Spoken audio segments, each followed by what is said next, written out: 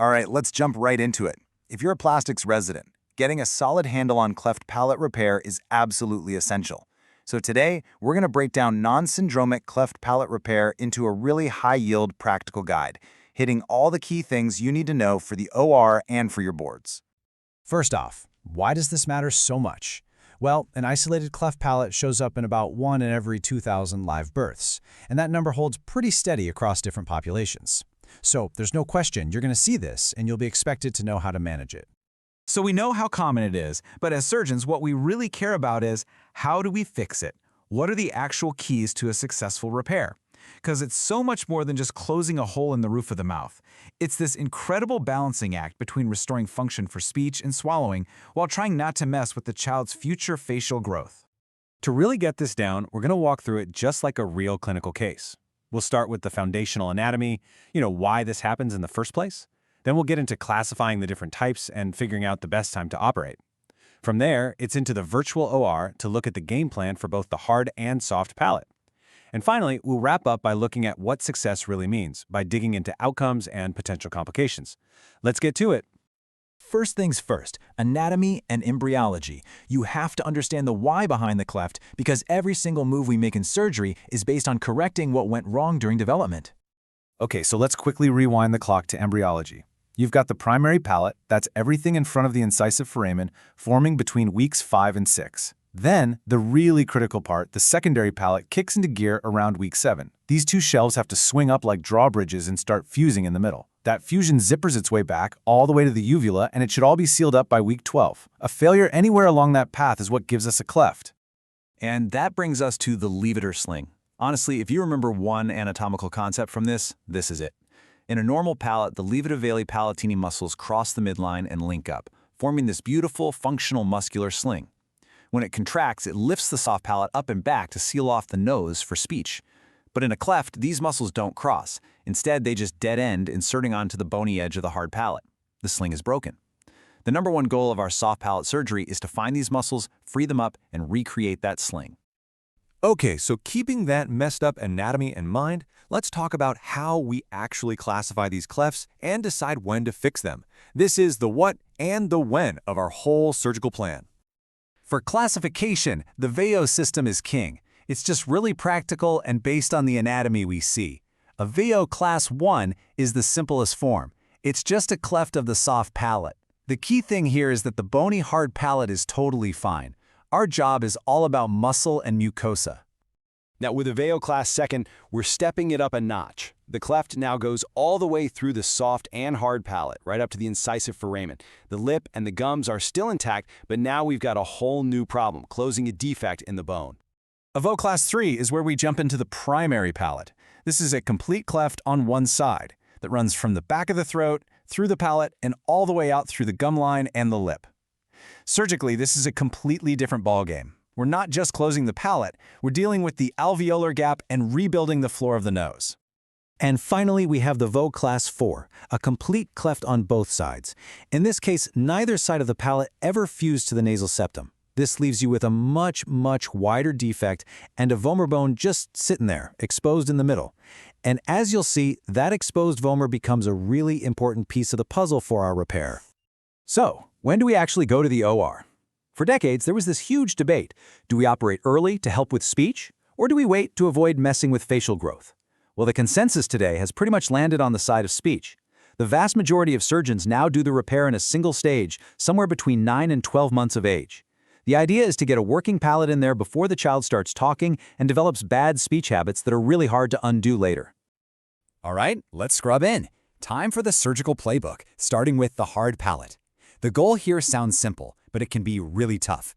We need to create a tension-free, 2-layer closure that separates the mouth from the nose. You've basically got 3 classic moves for the hard palate flaps.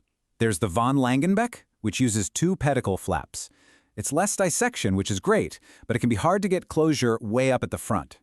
Then you have the VY pushback, which actually lengthens the palate. The huge downside, though, is that it leaves a big patch of raw bone up front, which is a major red flag for future facial growth. And finally, there's the 2-flap or Bardach technique. This gives you the most tissue to work with for wide clefts, but it means you're lifting up almost the entire lining of the hard palate.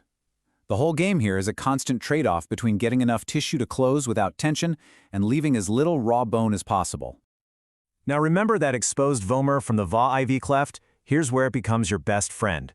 The vomer flap is a game changer for closing the nasal side in those really wide bilateral clefts. You literally elevate the mucosal lining right off the vomer and sew it over to the nasal lining on the palate. It's just a brilliant way to use the anatomy that's right there in front of you to bridge a huge gap and get that watertight two-layer closure. So, once that hard palate barrier is back in place, our tension shifts to the back. And if the hard palate is about structure, the soft palate is all about function. The goal here is laser-focused. We have to reconstruct that levator sling so this kid can speak normally. The heart of modern soft palate surgery is the intravelar veloplasty, but it's really evolved over time.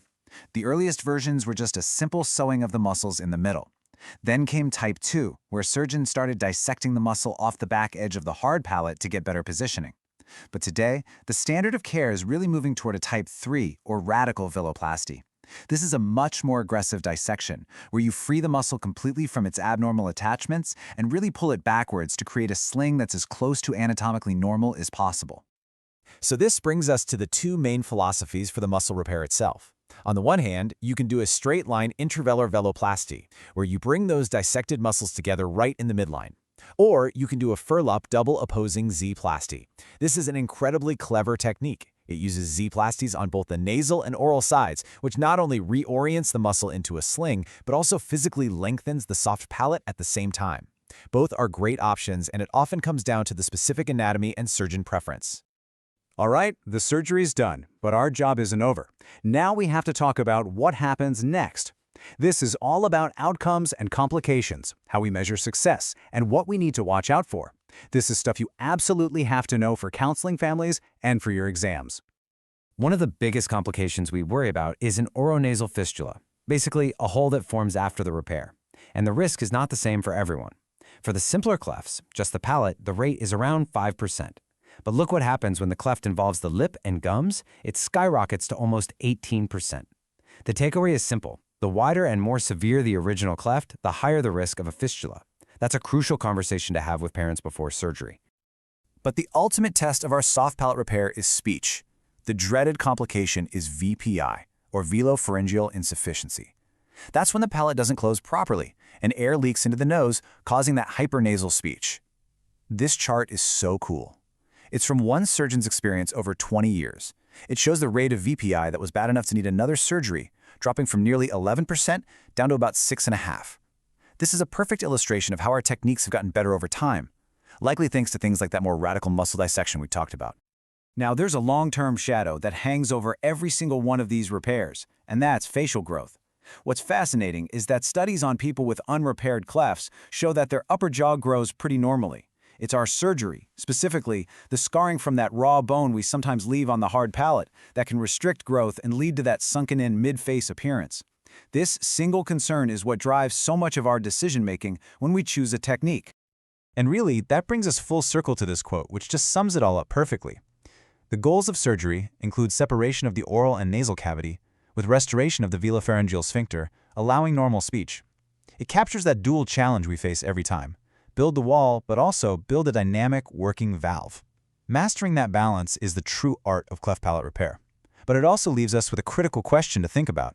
As our techniques to restore function get better and better, how do we make sure we're also protecting that all-important long-term facial growth?